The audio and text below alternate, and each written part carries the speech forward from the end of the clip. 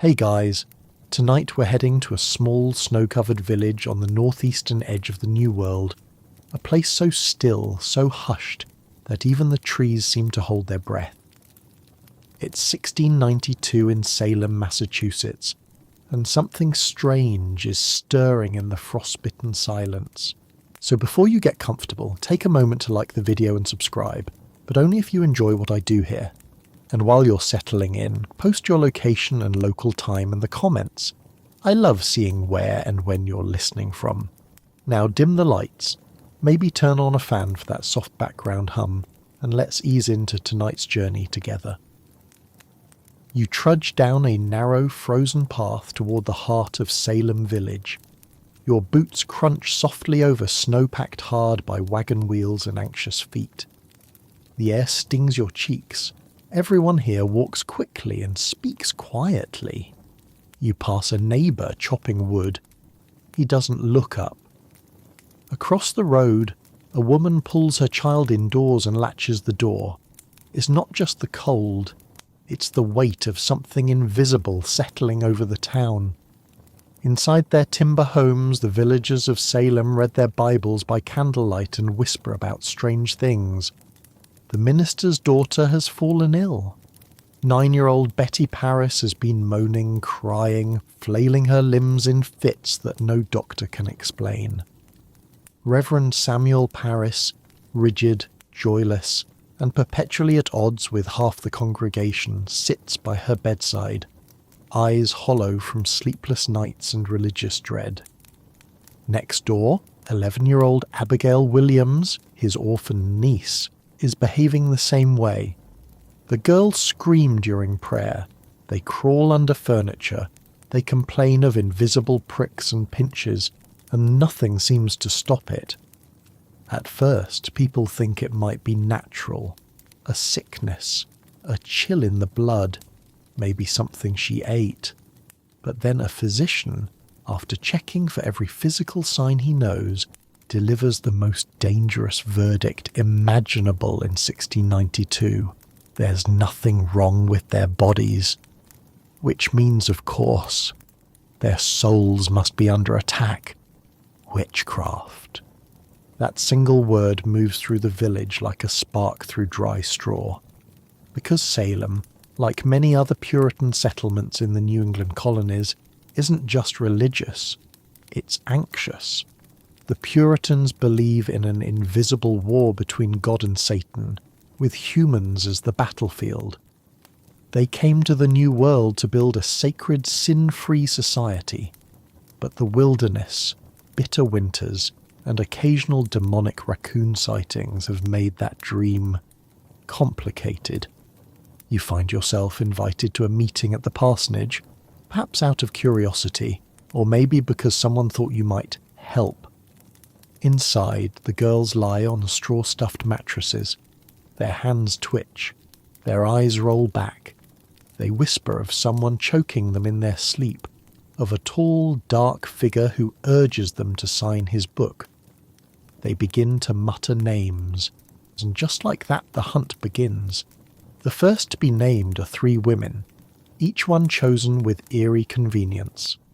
First is Tituba, an enslaved woman from the Caribbean, owned by Reverend Paris.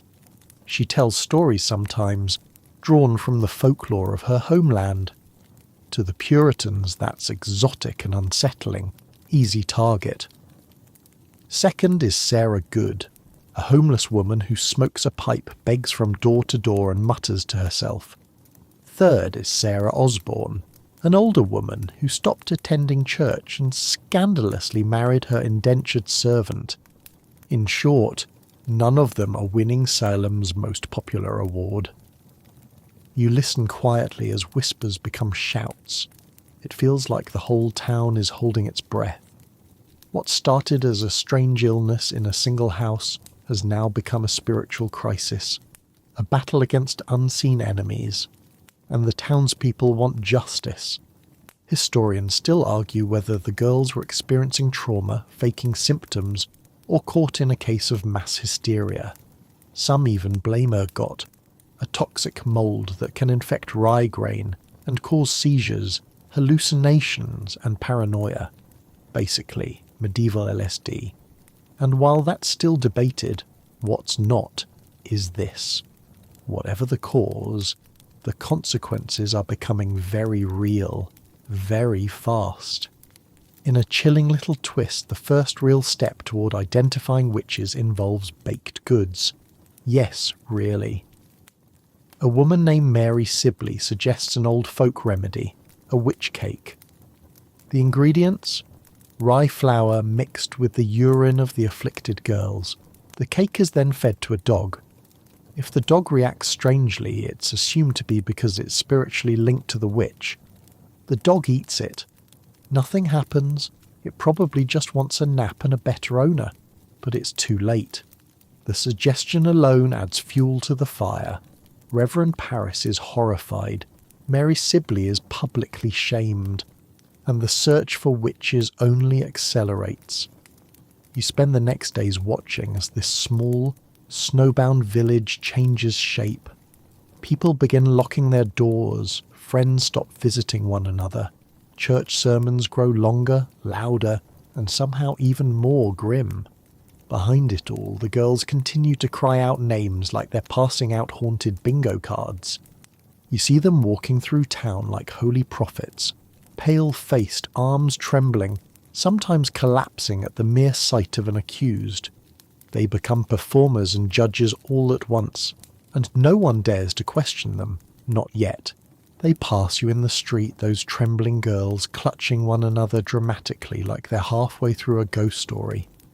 They cry out when they see certain people, they point, they shudder, and folks start to believe they can sense evil just by standing near it. Suddenly you can't even sneeze in public without someone eyeing you like you've been spooning with Satan. Soon a few names aren't enough. The girls expand their repertoire. They start naming more townsfolk, people with land, people with reputations, people with problems, and unfortunately, you live here. That alone is enough to put you at risk. But now you're watching the names get closer. That couple across the road with a quiet baby, accused. The midwife who helped deliver half the town's children, also accused. And you once shared bread with Sarah Good, the pipe-smoking beggar woman. That's definitely suspicious. The trials haven't even started yet, but the accusations are spreading like gossip at a quilting circle. Soon, you hear the names of Martha Corey and Rebecca Nurse, upstanding church women with spotless reputations. And that's when it hits you. If they can be accused, anyone can, including you. Including the guy who sells you onions. Including your chicken if it starts clucking funny. Historians still argue whether the girls were acting out for attention or under some genuine psychological strain. There's evidence some of them had trauma. Many had witnessed violence during frontier raids. But trauma or not, the stage has been set and the curtain is rising. And the supporting cast is just as dramatic. Enter the magistrates, John Hathorne and Jonathan Corwin. They hold pre-trial examinations, grilling the accused in public sessions that feel more like plays than legal proceedings. Imagine being hauled into a church full of gawking neighbours while teenage girls shriek and claim you're turning into a yellow bird in real time. You'd think someone would stand up and say, "Okay, this feels like theatre camp gone wrong," but no, everyone just nods solemnly and writes it down. You stop by the village green to listen. The accused sit at the front, some weeping, some silent, some staring at the ceiling like they're hoping it'll open and swallow them whole. The afflicted girls writhe and shriek. And the judges? They lean forward, hanging on every wild accusation like they're watching an improv show they didn't know they needed. Tituba's confession is what changes everything. After being beaten and browbeaten, she finally says what the court wants to hear. Yes, she's a witch. But wait, there's more. She says she saw a man in black, a great book with many names, dogs and cats that spoke, and even people flying. and instead of pausing to ask, "Hold on, did you just say flying?" The magistrates nod and write it down. You shift uneasily, because now the idea that there are many witches, an entire coven, possibly dozens, is officially on the table, and the girls, they run with it. Their accusations go from a trickle to a torrent. Jails start to fill. Salem's lockups can't handle the load, so they start shipping the accused to Boston, Ipswich and other towns. Some are packed into cramped cells so full they can barely sit. Others are chained to the walls. There's no plumbing, barely any light, and food only if your family brings it to you. Spoiler, some don't. You walk past the jail and see faces in the window, drawn, dirty, defeated. You catch someone's eye and quickly look away. Looking sympathetic is risky now. Someone might say you were bewitched too. Or worse, that you sympathise with witches, which is sort of like saying I'm with the devil but in a friendlier font. Here's a lesser-known twist. People pay to keep the accused in jail. Seriously. You have to cover your own room and board while imprisoned for witchcraft. It's like the worst Airbnb imaginable, and it might end in a hanging. One man, John Proctor, begins to speak out. He thinks the trials are nonsense. He says the girls are liars, fakes, attention seekers. And in Salem, that sort of clear-eyed realism gets you exactly one thing. Accused of witchcraft yourself. You try to go about your daily life. You draw water from the well, tend the fire, bake bread, but everything feels fragile. The neighbour who once waved now stares. The child who once played in the road now runs from you.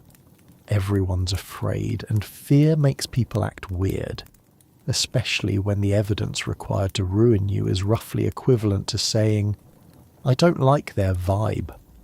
One woman is accused after a pig she sold to a neighbour died unexpectedly. Another after she turned her back on a man who later tripped. You catch yourself walking slower, smiling more, trying very hard not to be noticed. Meanwhile, the girls' visions get more elaborate. Now there are spirits floating over pews, phantom animals with glowing eyes, invisible knives cutting people in dreams. The judges eat it up. Spectral evidence, they call it. If someone says your ghost attacked them, it's as good as proof. Historians still argue whether this acceptance of dream logic was due to genuine belief or convenient justification. Either way, you'd have better luck defending yourself in a pillow fight than in one of these hearings. And as spring turns to summer, the town feels tighter, colder. Even as the air warms, everyone is watching.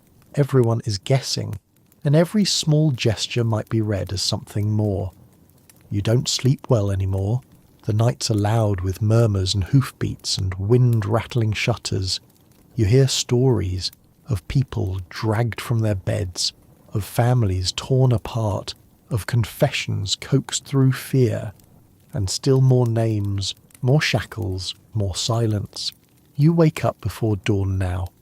Not because you want to, but because someone in the village always seems to be crying or yelling or dragging someone out of their home with a torch and a Bible. You start sleeping in your clothes, just in case. The town jail is officially bursting. Dozens have been crammed inside its stone belly, with more on the way. The makeshift overflow solutions include chaining people in abandoned houses or shipping them off to Boston like grim little care packages labelled "Maybe Possessed." It's not the kind of Airbnb listing that gets 5 stars. You walk past the meeting house and catch a familiar scent. Ink and candle wax. Inside, magistrates are hard at work scribbling down testimony, and believe it or not, they're making it worse. Because now they're relying more heavily on spectral evidence. If someone says your ghost showed up in their sleep wearing a spooky hat and whispering Latin, you might want to start picking out a headstone. You pass by Ann Putnam Jr. in the road. She's pale and shaking, eyes wild with panic or performance. It's hard to say. She doubles over suddenly, gasps and points. There, she shrieks. There he is! His shadow pinched me! A nearby farmer, who was definitely just standing there blinking, gets hauled away before he can even ask what a spectral pinch is. It's surreal. This is a town where you can be arrested for what someone imagines you did. The judges lap it up, and you start to wonder if logic is on sabbatical, or maybe it was hanged last week. The accused aren't just poor or marginalised anymore. Prominent townspeople are getting caught in the net. Take Rebecca Nurse, kind, elderly, deeply religious, the kind of person who brings you soup when you're sick. Now she's locked up, accused of killing babies with her mind. She was actually released for a moment, which gave everyone a sliver of hope. Until the afflicted girls threw another tantrum so intense, the judges changed their minds and yanked her right back into jail. You can't even count on verdicts staying put now. It's like trying to win a board game where the rules change mid-roll. Historians still argue whether the judges truly believed what they were hearing, or whether they simply didn't want to be the ones to question it all. After all, doubting the trials would mean admitting they'd already sent innocent people to die. And that's not exactly the kind of thing you put on your resume. And speaking of people dying, well, that's about to begin. A new court is formed, the Court of Oya and Termina, which basically means to hear and determine, though in practice it's more like to accuse and confirm. Governor Phipps sets it up to give the trial some structure, but unfortunately structure does not equal sanity. You watch as the first to stand trial is Bridget Bishop. She's an easy target. Loud, independent, wears bright red bodices, gasp, and runs a tavern where shocking things like laughter and dice games happen. Puritan bingo cards practically write themselves with her around. The trial is a disaster. Bridget denies everything, but spectral evidence is front and centre. The afflicted girls flail dramatically in the courtroom. One says she sees a yellow bird perched on Bridget's shoulder. Another says her spectre tried to tear out someone's throat in church. The judges nod. This is very compelling stuff, apparently. Bridget is found guilty. You hear the hammer fall from outside the courthouse like a crack of thunder, and your heart sinks, because now it's real. Not just jailing, not just suspicion, actual execution, a rope, a platform, a crowd, and no way back. On June 10th, 1692, Bridget Bishop becomes the first to be hanged on Proctor's Ledge, a rocky hillside just outside town. You don't go, but you hear about it. The crowd was quiet. Nobody cheered. Some even cried. But no one stopped it either. After that, the deaths come steadily. You walk past the gallows one morning and notice it has been improved, reinforced. Someone took the time to make it more efficient. You want to scream, but in Salem that's a dangerous sound. Still, the court presses on. More trials, more shrieks, more ghosts and phantoms and dreams mistaken for evidence. A man named George Burroughs, a former minister, is arrested and accused of leading the whole witch conspiracy. His crime? He's strong, like physically strong, and once someone saw him lift a barrel alone. Clearly, supernatural. You try not to laugh because laughing is a quick way to get accused. Meanwhile, more people start confessing. But here's the twist.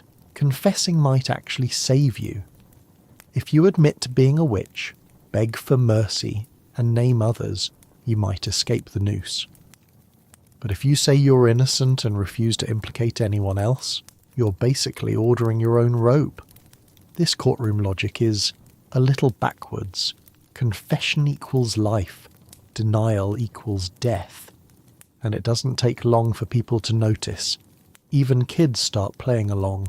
One 4-year-old girl is accused and imprisoned. Her big crime? Repeating her mum's words too well. You hear rumours that a man tried to recite the Lord's Prayer in court and got it exactly right.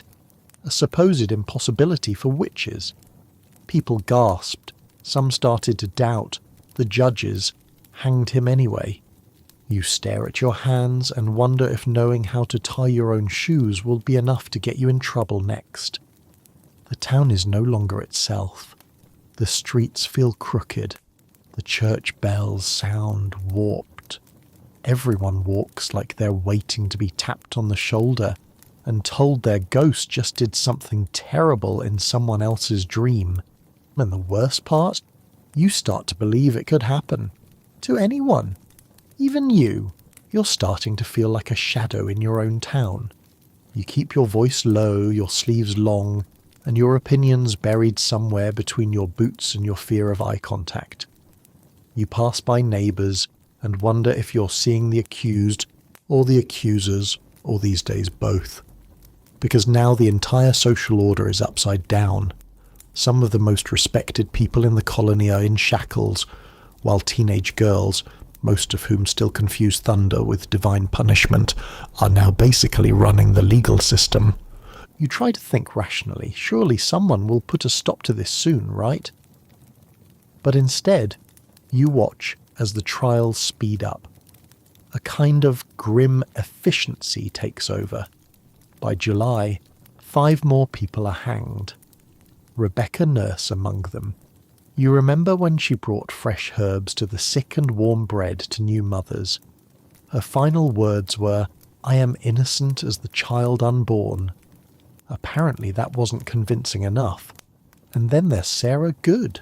Her child was imprisoned with her, a literal toddler. But hey, if your mother's accused of witchcraft, you might be part of the club by default. Family plan, but make it Puritan. You pass the jail again. You've stopped looking inside the windows. It's too much. The smell, the faces, the way they light one candle for 20 people. The jailers complain there's not enough food, that the prisoners are cold. You try to care, but caring too much is also suspicious. One wrong sigh, one sympathetic glance, and you could be next. Then you hear about Giles Corey, 71 years old, stubborn as a mule and not remotely interested in playing along. When he's accused of witchcraft, he doesn't enter a plea. Not guilty, not innocent. Nothing. Why? Because under the law, if you don't enter a plea, you can't be tried. And if you're not tried, your property can't be seized. You respect the move. That's what you like to call strategic silence, if it weren't so horrifying. The court has a solution for this, of course. It's called pressing. They strip Giles, lay him on the ground, place a wooden board over his chest, and begin piling on rocks, one by one. He still refuses to speak. The sheriff leans in and asks again, "Plea, Master Corey." Giles, crushed, barely breathing, reportedly whispers 2 words, "More weight." You don't know whether to be inspired or terrified. Maybe both. Either way, Giles becomes a martyr without saying a single sentence. He dies without a trial, and his land stays with his family.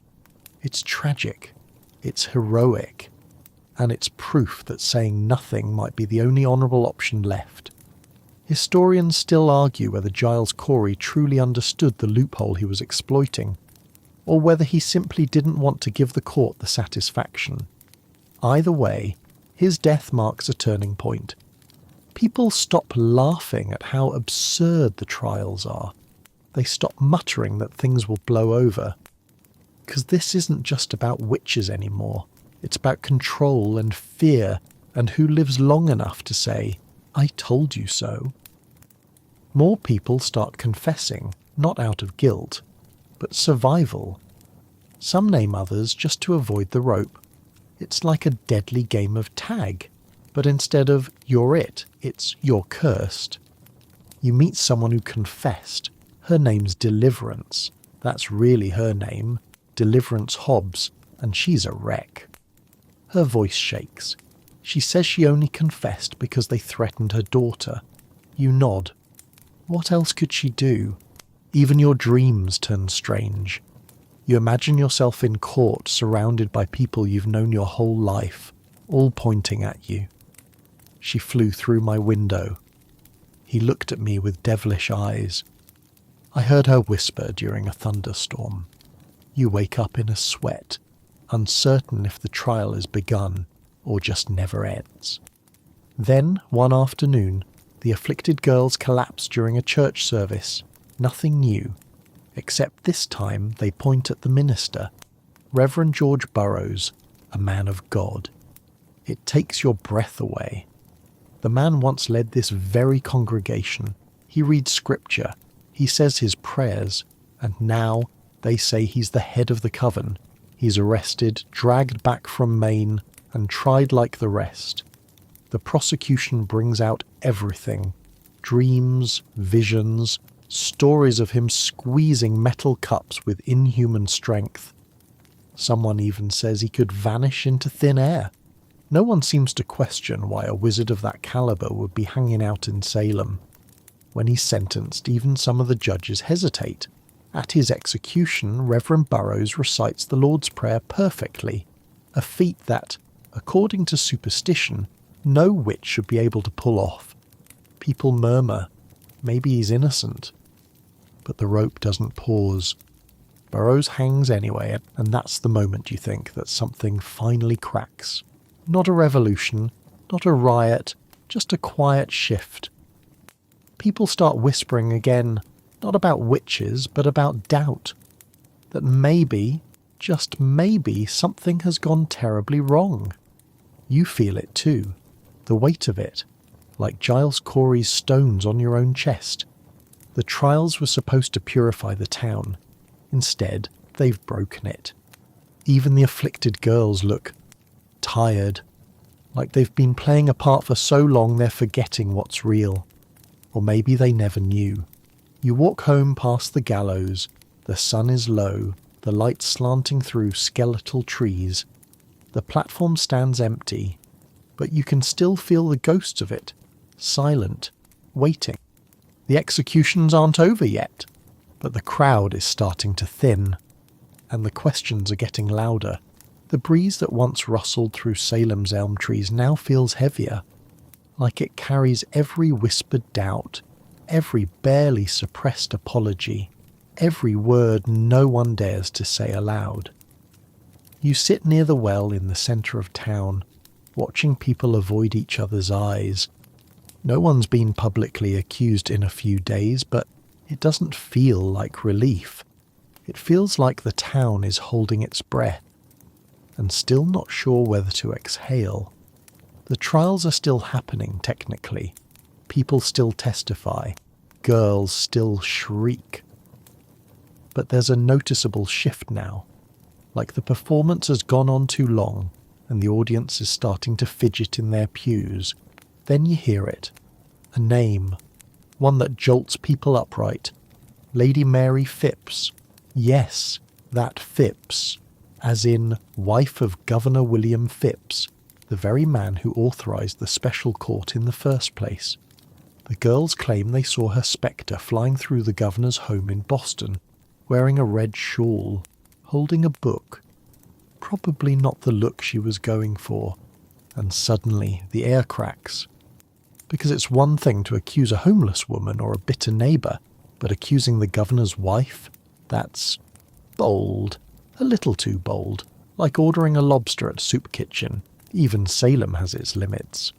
Governor Phipps, to the surprise of almost no one, decides this nonsense has officially gone on long enough. He steps in, disbands the Court of Oyer and Termina, and creates a new one, the Superior Court of Judicature. Fancy name, slightly better logic. The key difference?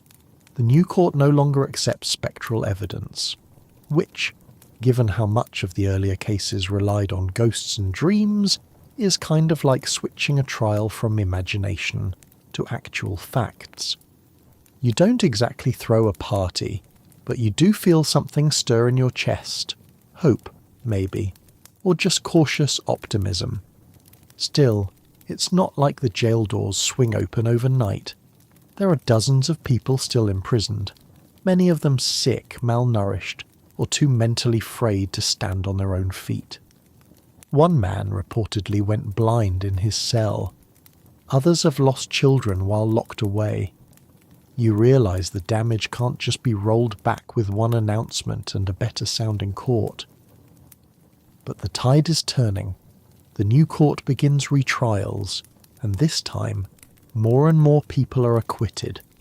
The girls keep showing up, still trembling and shrieking on cue, but without their invisible ghost evidence, their accusations start falling apart. People begin walking out of court free, and just like that the weight starts to shift off Salem's chest. Not completely, but enough to breathe again. You overhear one judge muttering that maybe the use of dream-based conviction wasn't the strongest legal precedent. Gee, you think. Governor Phipps also bans further arrests on witchcraft charges. He even pardons many of those still in prison. It's like the colony finally woke up from a very bad nap. The kind where your hair is flattened, your mouth is dry, and your subconscious has just executed 20 people. But don't break out the thank you banners just yet. Most of the people released from prison aren't compensated. Many are penniless, homeless, or so publicly shamed they have nowhere left to go. You watch as one woman, freed after months in jail, limps past the same villagers who once smiled at her, now pretending she's invisible. And the judges, the ministers, the loudest accusers, they don't exactly issue a round of heartfelt apologies. Reverend Parris, the man whose house this all started in, manages to hang on to his pulpit for a little while. But the murmurs never really stop. Eventually his congregation forces him to resign. You hope his sermons went back to being about sin in general and not, say, your local goat being possessed by Beelzebub. Historians still argue whether the governor's action was driven by conscience, political pressure, or just a general fear of being next on the girls' dream lists. The moment someone accused the governor's wife, the game changed. It always does when power is threatened. And as winter returns, so does the silence. The roads are quieter now. The screaming has stopped. The gallows stand unused, weathered by frost. But the damage, well, that lingers. You see it in the hunched shoulders of those released. You see it in the blank stares of families who lost someone. You hear it in the way church bells sound more like apologies than announcements. You walk the length of the village one evening, passing homes that once buzzed with drama. Now they're sealed up tight, curtains drawn, voices hushed. Everyone's trying to move on, but the past year clings like smoke. And yet, people still talk, quietly. You catch someone saying maybe the devil was at work, just not the way they thought. Maybe he didn't possess the accused, but the accusers. You think about that. A devil who doesn't need horns or spells, just fear. Just a lie that spreads fast enough to make people believe it's true. You wonder if that's what really haunted Salem. You turn for home as snow begins to fall, slow, soft, forgiving. The sky is a dull grey, the kind that pulls the world into sleep early. Your breath comes out in steady clouds, and for the first time in months you don't hear crying, or gallows, or girls claiming to see demons in puddles, just the quiet crunch of boots, and the knowledge that while the trials are over, they'll never fully disappear. Snow piles up along the rooftops again, and for a moment everything looks peaceful. Still, as if Salem has tucked itself under a blanket and finally drifted off. But underneath that soft layer of winter, the ground is still churned up from wagon wheels, dragged feet, and far too many shallow graves. The executions are over, but the trials leave behind a kind of residue, like soot after a fire, or glitter after a craft project, deeply embedded, impossible to fully remove, and always showing up when you least expect it. You walk through the village square and pass a familiar face, a man who once served as a juror. He nods politely, then quickly looks away. He's probably wondering whether you remember what he did or didn't do during the trials. Spoiler, you do. Salem isn't big, and memories here stick harder than sap on a pine board. Some of the jurors actually do something rare for the time. They apologise. In 1697, a public statement of regret is signed by several of them. They admit they were sadly deluded and mistaken. It's a start, but also a little late for the 20 people already hanged. You hear the apologies read aloud in church. The language is flowery and formal, of course. Deep sorrow, grievous error, that sort of thing. But no one hands over money or land or even a loaf of bread to the families who lost everything. You try not to roll your eyes. Public repentance is great and all, but it doesn't keep the roof from leaking. The real damage, though, isn't just in what was done. It's in what's left. The village feels smaller now, tighter. Like everyone pulled their souls in a little closer. There's less laughter at the well, less chatting on the roads. You notice that even the children play differently. Quieter, slower, like they know something awful once filled the air and might come back if they're too loud. And then there's the issue of the survivors. Those released from jail didn't just step back into their old lives like it was all a bad dream. Many had no homes to return to, families who couldn't or wouldn't support them anymore. They re-entered a world that had moved on without them, a world where people remembered what they'd been accused of, but not what they'd been put through. You see Deliverance Hobbs again. Her hands tremble as she tries to sell thread in the market. No one will meet her eyes. Another woman, Abigail Faulkner, keeps her head covered and her children close. You hear someone whisper that she confessed, but then again, so did a lot of people who wanted to stay alive. That doesn't stop the whispers. Historians still argue whether any of the accusers genuinely believed in what they saw. Some of the girls went on to live normal lives, more or less. Others faded into obscurity.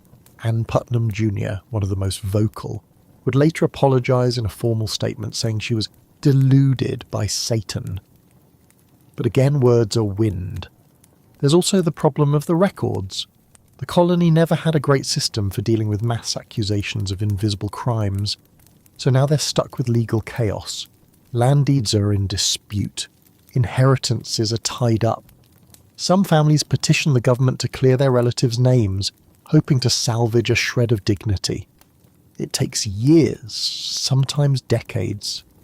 Meanwhile, Reverend Parris tries to hang on. He delivers increasingly long-winded sermons about sin, repentance, and the dangers of disobedience. You attend one out of politeness and count 12 full minutes on how Satan uses idle tongues. That may or may not be a dig at half the town. Eventually, the congregation has had enough. Parris is asked, firmly and with many folded arms, to resign. He does, quietly. He moves away and fades from history like an overlong footnote. You'd think, after all this, that Salem would be eager to forget, and you'd be right, kind of. By the early 1700s, people stopped talking about the trials, not because they've made peace with it, but because it's just too awkward. Too many living people connected to the dead ones, too many bad choices made publicly, and nothing gets buried faster than communal shame. You still catch murmurs, though, a snide comment here, a fearful glance there. People don't say witch much anymore, but they do say things like, "You remember what happened to the nurses?" Or, "Best not stir up old spirits." The scars are still there. They're just wearing better clothes now. You sometimes walk out to Proctor's Ledge. It's quiet. No marker. No memorial. Just rocks and trees and the sound of wind passing through brittle branches. You stand there and imagine the crowd gathered that day. The silence. The ropes. The creak of wood. The way no one stopped it. Eventually, you head back down the hill, boots crunching softly over the frostbitten path. You pass by homes that once belonged to accusers and accused alike. You wonder how they sleep, or whether they do at all. And sometimes, at night, when the wind howls through the shutters, you find yourself flinching at the creak of a floorboard. Because the trials are over. But the fear never left. The spring thaw creeps in slowly, turning packed snow into slush, and painting the roads in a patchwork of mud and misery. But despite the shift in weather, the chill doesn't really leave Salem. Not the kind you feel in your bones, this one's deeper, quieter, like someone pressed pause on the town's soul and forgot to hit play again. You find yourself drawn to the meeting house one morning, not for a sermon, but for something stranger, a public petition. Several families are asking the colonial government to formally clear the names of the executed. It's awkward, tentative, and filled with phrases like misguided judgment and wrongly condemned. You sit in the back and try to blend in. The air smells like mildew, ink and embarrassment. No one wants to say the word witchcraft anymore. That ship has sailed, caught fire, and sunk in a flaming sea of poor decisions. What they want now is, well, something else. Closure, reputation, repair, maybe just a clean start. But the problem is, Salem doesn't have a reset button. There's no grand confession, no group hug, just a whole lot of people trying to pretend the last year didn't happen, while carefully rewriting what parts of it did. A few reparations are granted, sort of. The government awards some money to surviving families, but it's small, late, and feels more like hush money than justice. One family receives £20, another gets £7. It's enough to buy a cow or two, but not enough to replace a mother or a father or a reputation burned down to ashes. You notice that the ones who once screamed the loudest now say the least. The accusers, the jailers, the overzealous ministers, they shuffle around town with their collars tight and their mouths tighter. And when people start writing books about what happened, those same folks suddenly remember things very differently. Funny how that works. You pass by Thomas Putnam's land and remember how many accusations conveniently aligned with property disputes. A lot of those fields used to belong to the families of the hanged. Now they're filled with sheep and silence. Historians still argue whether the Putnams orchestrated some of the accusations for personal gain. It's hard to say with certainty, but when the math always seems to add up to "I accused them and now I own their orchard," it's at least worth raising an eyebrow. And then there's the legacy, because Salem doesn't just fade away. It festers. The town itself starts to wear the trials like an uncomfortable coat it can't quite take off. Decades later, ministers still reference the dark time in their sermons. They never go into detail, but everyone knows what they mean. You hear phrases like, "Let us not repeat our errors," or "Beware the spirit of false judgment." The crowd nods solemnly. No one makes eye contact. A few brave voices try to turn reflection into action. One minister publishes a critique of the trials, warning about the dangers of panic and unchecked power. He doesn't stay long in town after that. Go figure. There's also a growing theory, quiet at first, that the afflicted girls may not have been entirely honest. Some say they were delusional, others say manipulated. Some, especially years later, claim they were acting. That it was a kind of elaborate game that went too far. You think about the convulsions, the shrieking, the fainting spells that flared up at just the right dramatic moment, and yeah, it tracks. Anne Putnam Jr., one of the ringleaders, eventually gives a public apology in 1706. She calls herself deluded by Satan and begs forgiveness from the families she helped destroy. You want to believe her. You do. But it's hard to forget how many people screamed her name in terror, and how many never got to hear her say sorry. By now you're used to walking past haunted spaces. Not ghost-haunted, memory-haunted. The parsonage where it all started is quiet now. Reverend Paris is gone, replaced by someone less apocalypse forward. The jail's still there, but emptier. The gallows are long gone, dismantled. Vanished like they were never there at all. But you remember, and so do others. You meet a man who was 12 during the trials. He remembers the exact spot where his mother was arrested. He draws it with his finger in the dirt, quietly, like it still hurts to say aloud. One afternoon you spot a woman placing flowers at the base of Proctor's ledge. No one speaks to her. She stands there for a few minutes, then walks away. The flowers are wild and scraggly, but they brighten the stone just a little. You walk up after she's gone. No plaque, no monument, just the flowers and the wind, and the long shadow cast by a single year of madness. You think of all the what-ifs. What if someone had spoken up sooner? What if the court had waited for actual evidence? What if the girls had been listened to, but not believed without question? Historians still argue whether the trials could have been stopped early, whether some key moment could have changed the outcome. But in the end, it wasn't just one moment that broke Salem. It was hundreds. Tiny decisions, silent nods, shrugs, people turning away. And now, all that's left is the remembering. You wake one morning to the sound of hammering, sharp, steady, rhythmic. It's not gallows this time, thank goodness. It's carpenters repairing a barn roof. Normal life somehow has resumed. But even that sound carries a strange echo. It reminds you of another kind of hammering. Gavels, gallows beams, cell doors slamming shut. As much as Salem wants to move on, it's not that easy. Because now there's a new problem, the awkward, lumpy question of why it all happened. You hear theories tossed around at the market, half-whispered between turnip purchases. It was the devil, says one older man, always clutching his Bible like it might bite him. It was political, counters another, pointing out how conveniently land changed hands during the madness. It were mouldy bread, mutters a third, pulling a loaf from her basket a little more cautiously than before.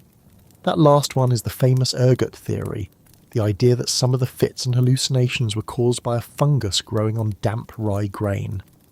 It can cause convulsions, paranoia, and even hallucinations, basically a colonial acid trip, with none of the music and all of the consequences. Historians still argue whether Oregot played a role, or if it's just one more attempt to make sense of the senseless. You spend an evening reading one of the pamphlets circulating around town.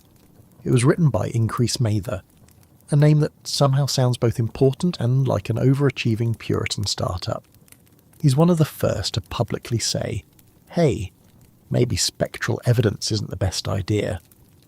You blink slowly and think, wow, what a bold take on now. But hey, at least it's something. You walk through the meeting house where so many of the hearings were held. The wooden floorboards still creak underfoot like they remember everything. It feels more like a theatre than a court, except the performances cost lives. Someone once claimed to see a yellow bird perched on an accused woman's shoulder during one of these trials. A yellow bird. That was all it took to send someone to the gallows. You wonder if that bird was real, or if someone just really hated parakeets. Either way, no one questioned it. And the girls, most of them disappear into quieter lives. No public punishments, no trials for perjury, just silence. A few move away, a few marry, a few die young. You imagine one of them years later, darning socks by the fire, wondering if anyone still remembers what she said in court. Spoiler, we do. The trials officially ended in 1693, but their shadow sticks around like smoke after a fire. You see it in the way people hesitate before speaking, in the way arguments at the well don't get as loud as they used to, in the strange silence that falls when anyone says the word witch. You once joked to a neighbour about having a bewitched cow, a harmless thing. The look she gave you could have curdled milk, so yeah, maybe too soon. Meanwhile, neighbouring towns start distancing themselves from the whole affair. That wasn't us, they say, adjusting the cord to their collars. That was Salem. Never mind that some of their own judges, jurors and clergymen were heavily involved. Nothing says fresh start like a little selective memory. You try to imagine how different things might have been if just one person in power had said, "This is nonsense," back when it all began. But power's a funny thing. It doesn't like admitting it's wrong. It prefers robes and titles and fancy Latin phrases like spectral evidence. You pass by the old jail again. It's mostly empty now, quiet. But some of the damage can't be undone. One woman you know lost her entire family. Husband hanged, children taken in by others, house seized. She lives in a small shed now outside town. People bring her bread occasionally, but not conversation. You tried talking to her once. She just stared past you. Not angry, not scared, just hollow, like Salem burned through her and kept walking. That's the part no one really writes down. The aftershocks. The small, silent losses. The friendships that ended. The churches that split. The way the town itself feels like it's sagging under the weight of everything it did. Even the ground remembers.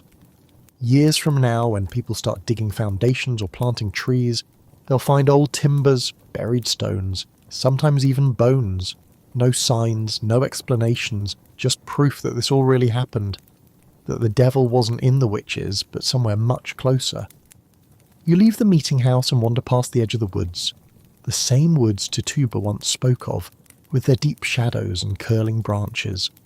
People were terrified of what hid in these forests, and it turns out they were right to be afraid, just not of witches.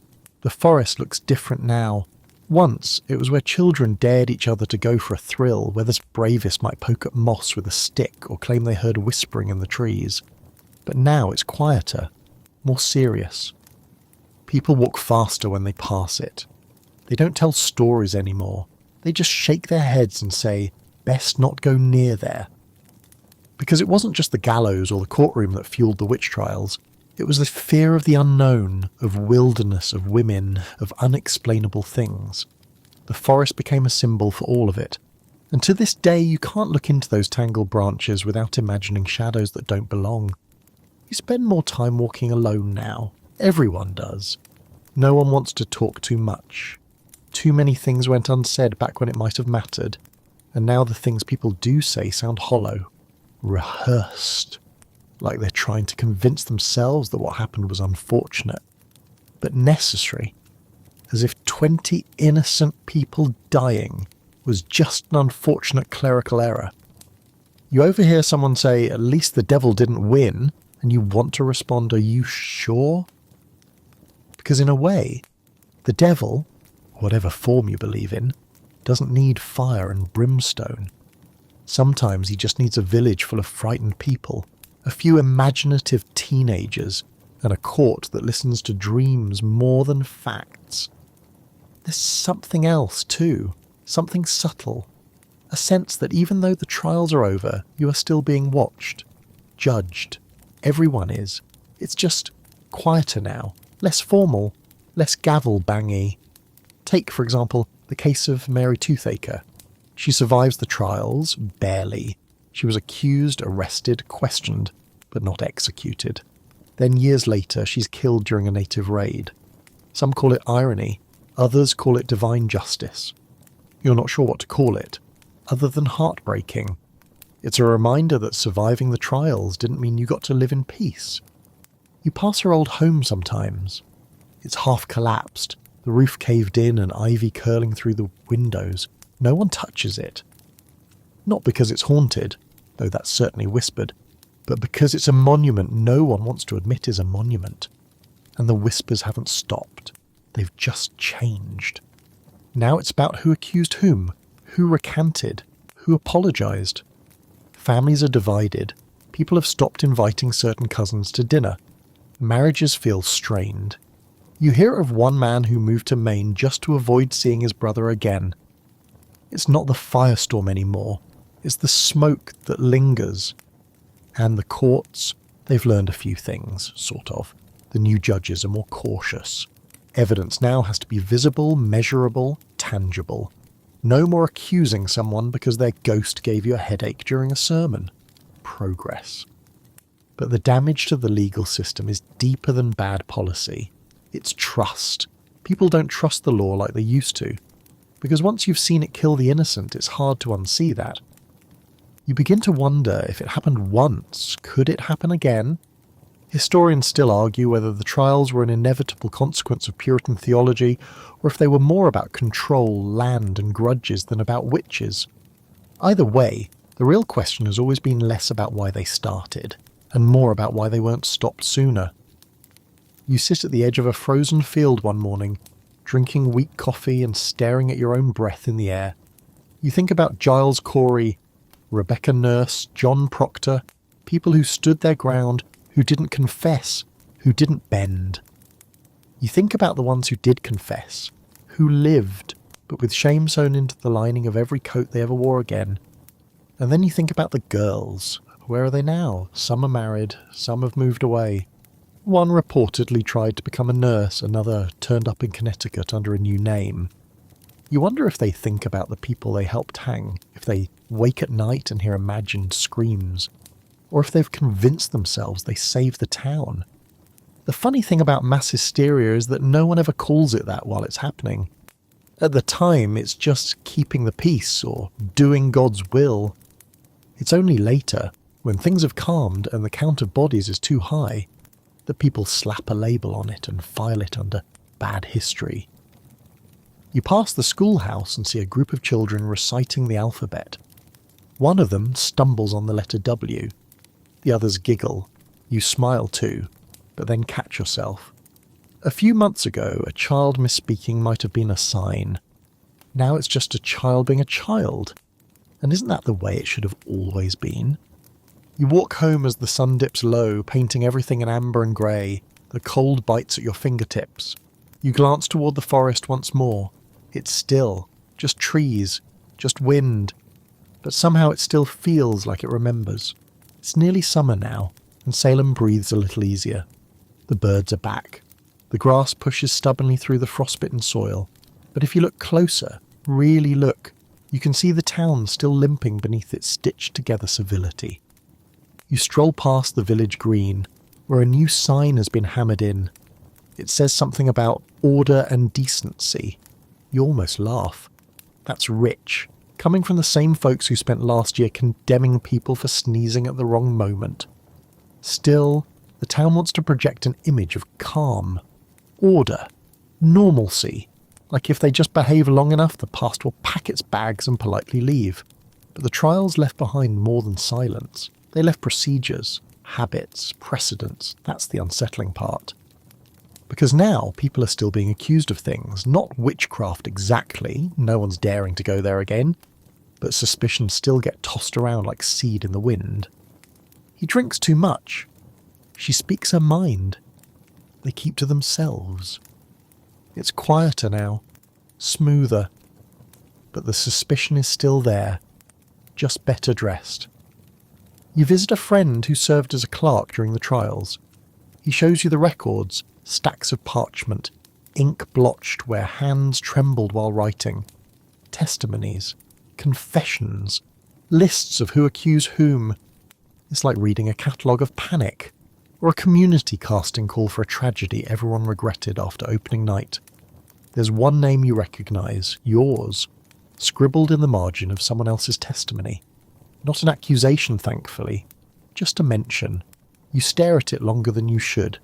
It could have gone so differently. There's a theory floating around now that the afflicted girls believed they were seeing spirits, that their symptoms were psychosomatic, born of fear or repression or trauma. Historians still argue whether they were victims themselves or architects of their own twisted power trip.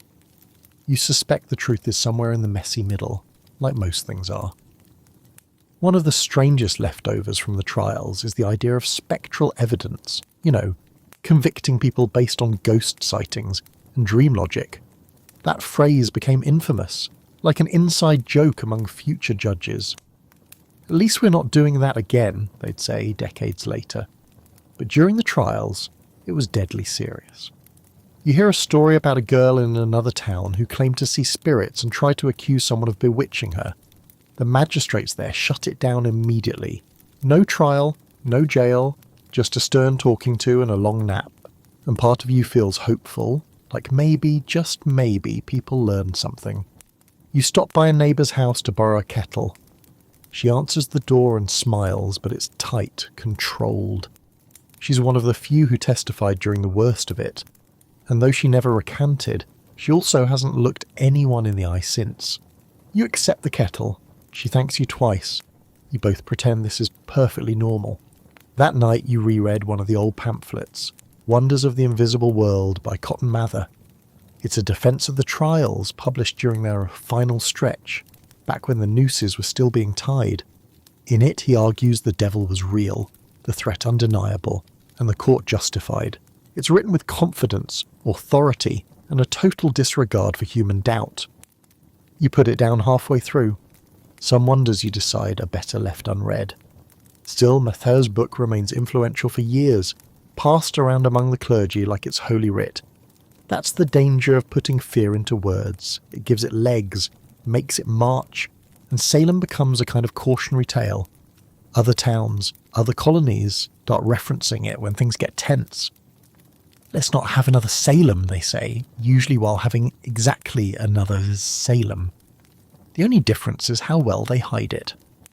One afternoon, a visitor from Boston arrives. He walks around town with a notebook and a curious expression. Some say he's a scholar, others say a writer. You spot him near the old parsonage, sketching the trees. You wonder what story he'll write. Later when he leaves, someone says he called Salem a place where shadows speak louder than facts. You write that down, you don't know why. It just feels true. And so life continues. Markets open. Children run through the fields again. The forest stays where it is. The past does not rise up out of the ground and scream, but it does whisper in your ear, in your neighbour's glance, in the hesitation before anyone says anything too different. You know the signs now. You know how easy it is for fear to dress up like virtue, how quickly the language of justice becomes the language of control, and how sometimes the real ghosts don't float. They just sit quietly in the back pew, smiling as the court opens its doors once more. You wake to the sound of wind rattling the shutters.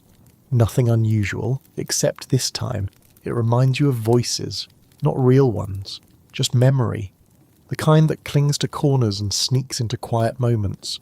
You roll over and pull your blanket tighter, but it doesn't help, because now you carry the weight of knowing, and once you know, you can't unknow. The town continues its slow march toward normal and worse, though no one can quite define what that looks like anymore. There's no announcement, no celebration, just fewer whispers, fewer sidelong glances, and gradually a quiet agreement to stop talking about it altogether. Still, the aftershocks show up in strange ways. Someone erects a new fence near the old jail.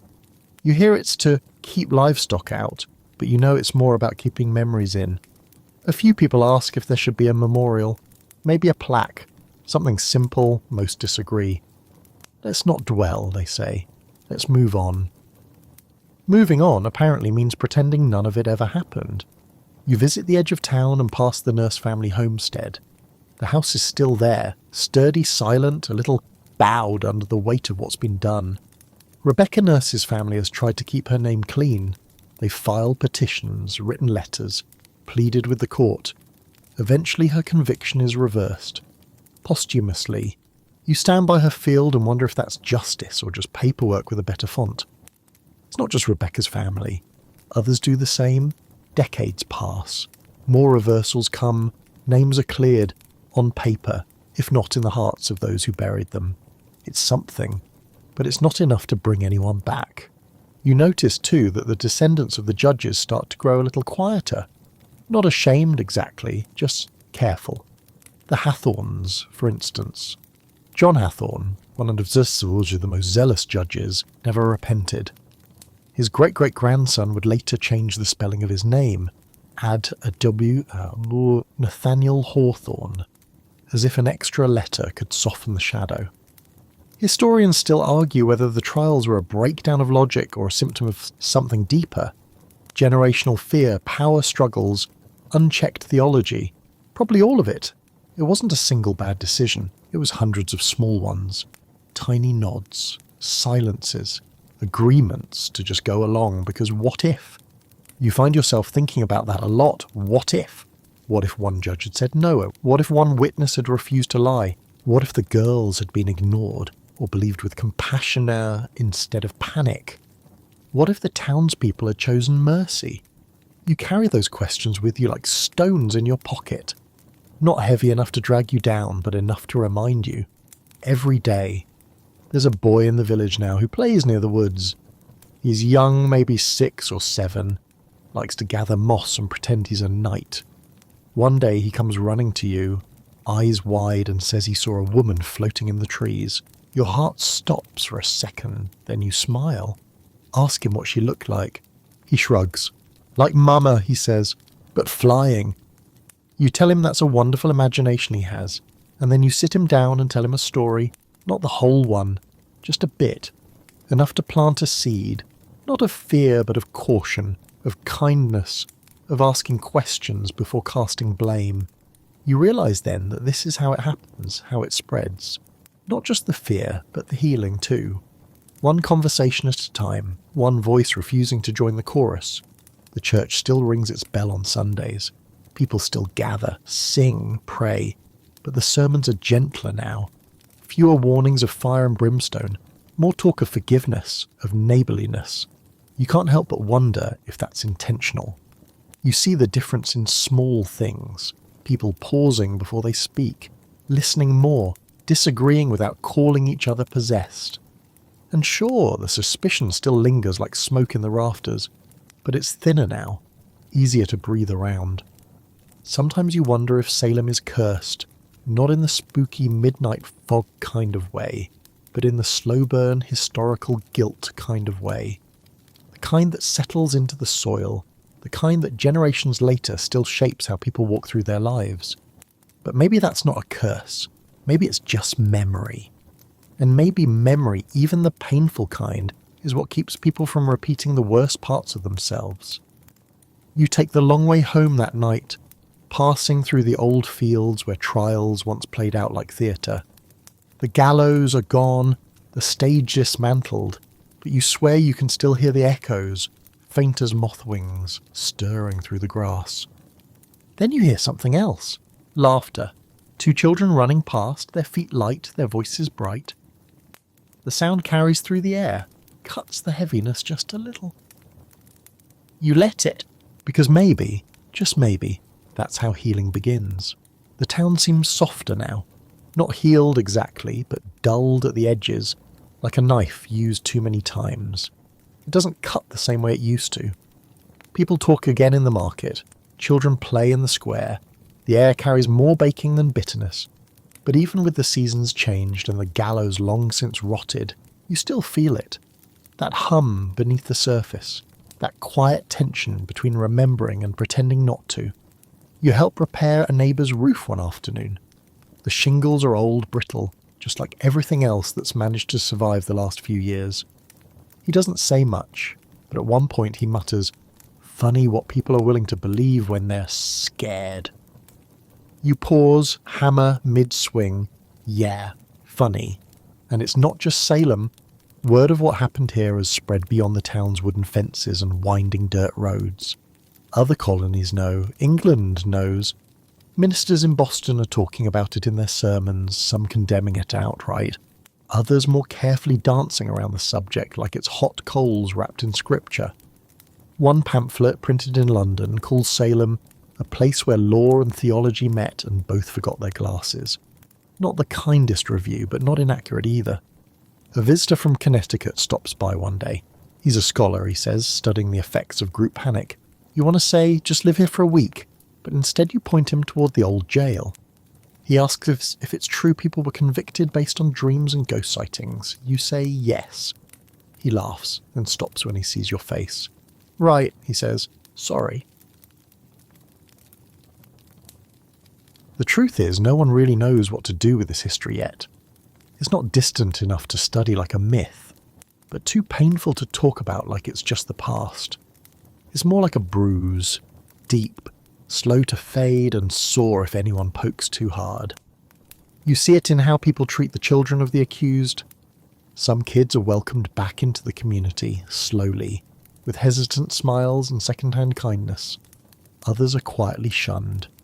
One boy is told not to play near the well because his father had the devil in him. That father, by the way, was hanged for refusing to confess. His crime?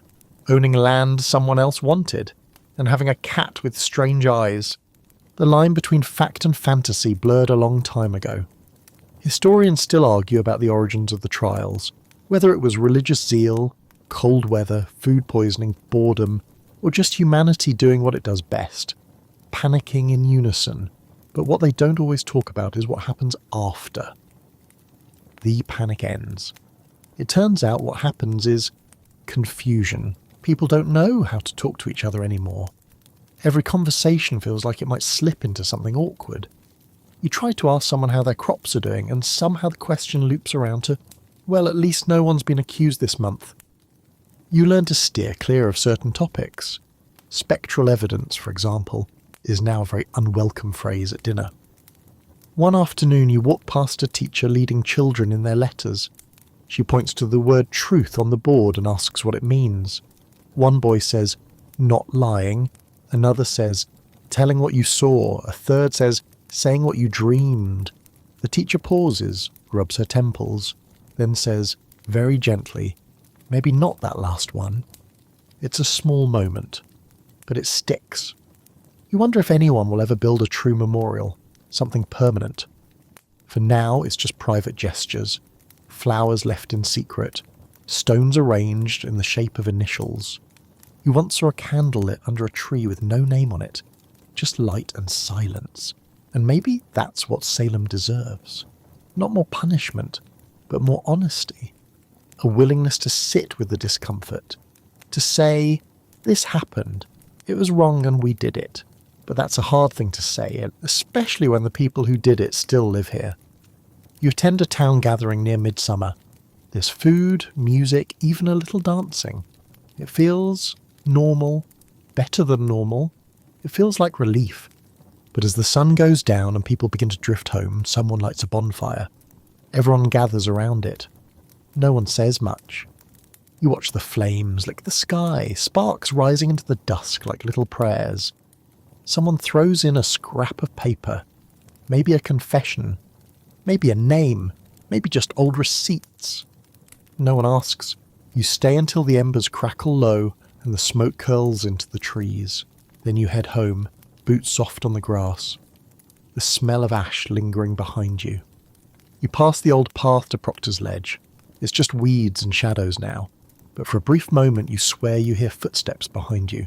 Not menacing, just walking with you. Maybe that's what history does. It doesn't haunt, it accompanies. The days are longer now.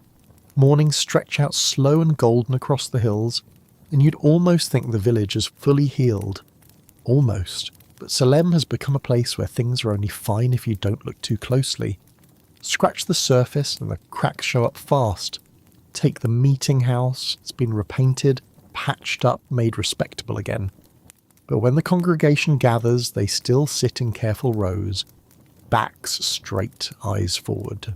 No one speaks out of turn anymore. No sudden shouts, no fainting spells, no dramatic accusations mid-sermon. That part of Salem is over. And yet, you can feel how much isn't being said. It's heavy in the air, like dust in old beams. People are trying, they really are, but the guilt is everywhere.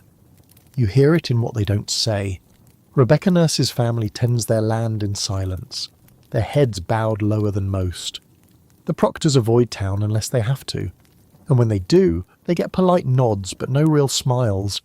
Too many folks remember who testified against whom, and too few are willing to say, I was wrong. A new family moves into one of the houses that used to belong to the accused. The townsfolk are friendly enough. Welcome pies are delivered. But behind closed doors, you hear murmurs. That's the house where she lived. They say the floor still creaks at night. It doesn't. It's just a floor. But superstition sticks like sap. You stop by the tavern one evening. The mood is lighter there. More laughter, more ale. But even here you hear it. A man jokes about someone bewitching his chickens, and the whole room goes quiet. No one laughs. It's not that the joke was bad, it's just too close to the bone. You sit beside a window and look out at the road. People pass by in twos and threes. The town isn't empty, it just feels cautious, like everyone's trying to convince themselves they've moved on. One man hasn't. He's a blacksmith, lost his wife to the trials, never remarried. He doesn't speak of her, but every morning he places a single flower at the edge of the woods. Always the same spot, always the same kind of flower, wild rose, thorny and bright. You asked him about it once. He said, I'd rather remember than pretend. Then he went back to hammering metal like the conversation never happened. Historians still argue about the survivors, how they lived, how they were treated, how many simply disappeared into obscurity. Some changed their names, some moved away, some stayed, but never spoke of it again. It's hard to track grief in records. Paper doesn't hold those kinds of scars. And those who caused the grief? Well, that's even harder. Some of the accusers married well. settled down, became upstanding citizens. The trials became their awkward teenage phase best left in the attic. A few offered apologies, most didn't. You suppose it's easier to forget the part you played when you ended up with a new house and no funeral bills. The minister who replaced Reverend Parris is quieter, gentler. He doesn't bring up the trials unless pressed. When he does, he calls it a season of shadows. It's poetic, evasive, and very Salem. You pass by the cemetery one afternoon and notice something odd. Flowers at multiple graves. Not just one. Someone has been leaving small, careful offerings. A white stone on Rebecca Nurse's marker. A folded paper at Giles Corey's. A bit of ribbon on the unmarked plot where they say Sarah Good might be buried. You don't know who's doing it, but it matters. It's the kind of quiet correction history rarely offers. You pause beside one of the stones and trace the engraving.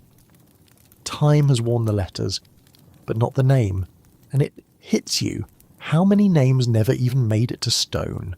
Buried in unmarked plots, forgotten by all but a few. And even now those few are growing old. In the schoolhouse, children are learning about the trials for the first time. The teacher uses soft language. Unfortunate. Misguided. Fearful times. One student raises her hand and asks if anyone said sorry. The teacher hesitates, says, "Some did," says nothing more. You wonder what will be remembered 100 years from now, if the stories will still carry weight, if the names will be spoken with respect, or if the whole thing will become just another spooky tale told around a fire. You hope it's more than that. You hope they learn not just what happened, but how. Because the real warning isn't about witches, it's about fear. And how quickly people will trade truth for comfort, or justice for order, or mercy for silence. You walk home under a purple sky. The wind carries the scent of blooming things. The earth is soft again. But when you pass Proctor's Ledge, you pause. No marker still, just that bare patch of ground worn smooth by time and footsteps.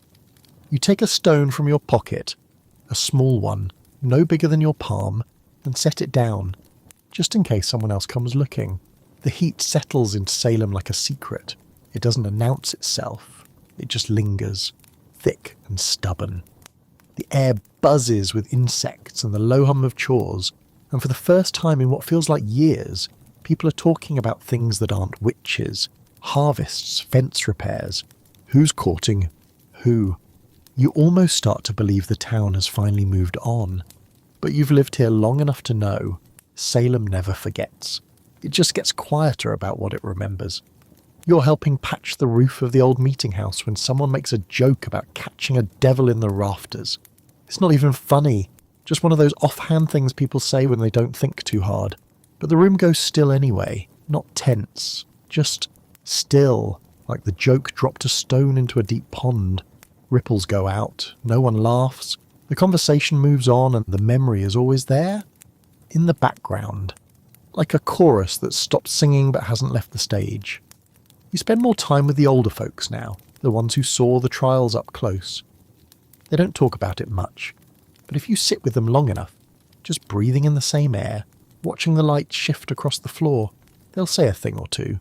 One woman tells you she still has dreams of firewood stacking itself outside her door. No explanation, just that image. She says it started after her sister was accused. You ask if the sister survived.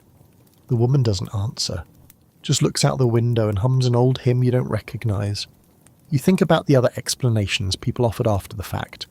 Some still claim the devil was involved, that Satan truly walked through Salem.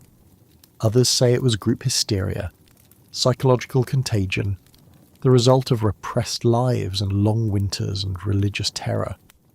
Then there's the theory about ergot, the mould on the rye. That's the one that feels almost too tidy, a neat little bow to tie up something messy and terrifying. Historians still argue whether ergot had anything to do with it or if it's just another attempt to make sense of the senseless. You think back to those early confessions, the ones where people described flying, meeting the devil in the woods, signing his book in blood. Were they lies, hallucinations, desperate performances under pressure? Probably some of each. The truth rarely wears one face. One thing's certain though, it was contagious. Not the witchcraft, the certainty. The confidence people had in the wrongness of others. It spread like smoke. People wanted to believe they were on the right side even if that meant watching their neighbours hang. You visit the edge of the forest one evening just as the sky turns orange and gold.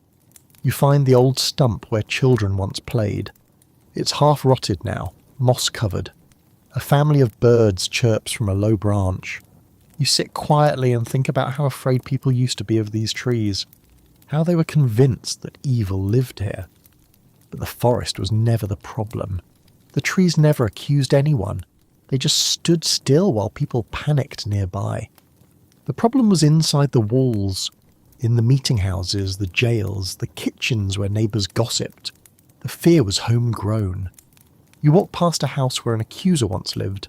It's quiet now, the garden's overgrown. You don't see anyone out front, but there's a quilt drying on the line. The pattern looks familiar. You realise it's the same one you saw in court years ago, covering the lap of a sobbing girl who claimed she saw a woman's ghost in the rafters. You wonder if she made the quilt, if she still sleeps under it, if she ever wakes in the middle of the night and remembers what it cost. No one ever found the book the devil supposedly carried, the one filled with signatures. But if it did exist, you suspect most of the names in it wouldn't belong to those hanged. They'd belong to the people who stood by, the ones who nodded, who wrote things down, who said, "It's not my place to question," the ones who said, "Nothing at all." You stop by the river on your way home and wash your hands. Not because they're dirty, but because it feels like something that should be done. A boy walks past you chasing a hoop with a stick, laughing. You smile. There's something to be said for a town that still plays, and something to be said for the ones who stayed, who lived through it, and chose to rebuild instead of vanish. You see them everywhere now, planting gardens, fixing roofs, writing letters to the court, even decades later, asking for justice. Not everyone left a legacy of silence. Some planted seeds. You hope they grow. The years begin to blur a little. The faces change, children grow up, old voices go quiet, and new ones take their place. Salem doesn't vanish, but it becomes something else. Quieter, neater, more respectable. The gallows are gone. The parsonage where it all began is now just another sagging house with peeling paint. You pass it sometimes and wonder how something so small made everything so terrible. The fields are filled in again. Crops rise, green and healthy. The paths are less worn. The tavern has been painted. You think maybe the town is beginning to breathe like it used to. Maybe. But you still hear the past in little ways. There's a boy who won't go near the woods because his grandmother once told him that's where the witches went. A teacher who skips the year 1692 during lessons, jumping straight from colonial taxes to town planning. A woman who still checks her doors twice at night, just in case. Some things never leave. You stop by the burial ground with a small bundle of herbs, rosemary and thyme, wrapped in linen. You don't say anything. You just kneel and set it down. You've done this every year, and no one ever joins you. But this time, there's already a stone there. A smooth one, clean, newly placed. No initials, just presence. Someone else remembers too. Historians have since written hundreds of books on the Salem witch trials. They've studied the economic tensions, the rivalries, the religious grip on daily life. They've traced the influence of European witch hunts, cited Puritan sermons, even counted how many pigs were bewitched. Theories abound, but none of them can explain what you lived through. Because it wasn't just about the fear of witches, it was about what people are willing to do when they feel certain. When the crowd swells and the whispers echo loud enough to drown out doubt, certainty becomes dangerous. And in Salem it became lethal. Even now, centuries later, the word Salem still conjures images of witches and shadows. Tourists visit. Actors dress in old clothes. Some tell the story like a fable. Others turn it into kitsch. Witch hats, candle shops, spirit boards for sale. It's all very fun, until you remember the real women who died, the real children left behind, the real confessions torn out by fear. You wish more people remembered that. You visit the old site of Proctor's Ledge one last time. It's been marked now. Finally. A simple stone memorial, just names, no explanations, no dramatics. It feels right. The wind moves gently across it, as if it knows to hush in this place. You stand there for a long time, watching as the sky shifts from gold to grey. The clouds move in, but it doesn't feel heavy, just quiet, settled. And you think for the first time that maybe Salem has finally exhaled. So now, as night settles softly outside your window, let the weight of this long, winding story slip away. You've walked the paths of a village tangled in fear, heard the cries of the accused, and watched the flicker of justice struggle against the dark. But it's time to let that all grow distant now. The courtrooms, the torches, even the whispers, gone, like leaves caught in the wind. What remains is gentler, just candlelight, just breath, just the knowledge that memory, while heavy, can also be the beginning of healing. That even a place like Salem can bloom again, slowly, imperfectly. So close your eyes. Let the echoes grow softer until they're just the wind in the trees. Let your thoughts quiet, like footsteps disappearing down a dirt road. And if any part of the story still lingers, let it drift gently into your dreams, where no one is on trial, and the only voices are the ones that comfort you. Good night, friend. Sleep well. You are safe.